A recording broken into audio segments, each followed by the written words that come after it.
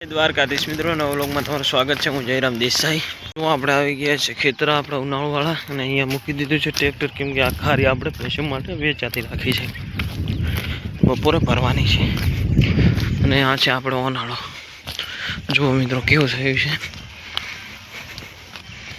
જોઈ લો। આ છે આખો ભાગમાં ઉનાળો। તો ચલો મિત્રો કન્ટિન્યુ બને રહેજો, આગળ તમને બતાવતો રહીશું જયરામ દેસાઈ। અને પછી જવાનું છે આપણે ભેંસોમાં। તો જો આપણી ભેંસો ખાય છે ખારી અને ટ્રેક્ટર ભરાઈને નીકળી ગયું છે। જુઓ બધી ભેંસો ખારી ખાય છે।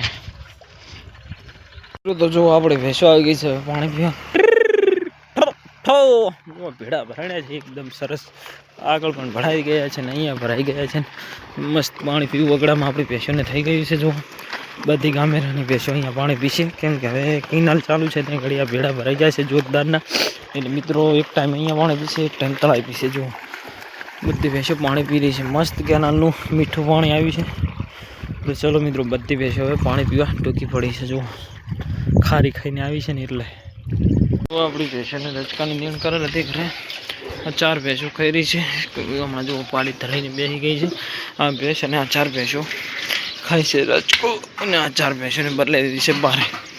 જો 3 ને દુવાની હોય છે ને ઓલી ભેંસ બાકે છે, પણ આ 2ની જોડી છે એટલે એની ભેંસ ખાઈ જાય, એટલે 4 ભેંસો બદલા છે ભેગી ગમેણે।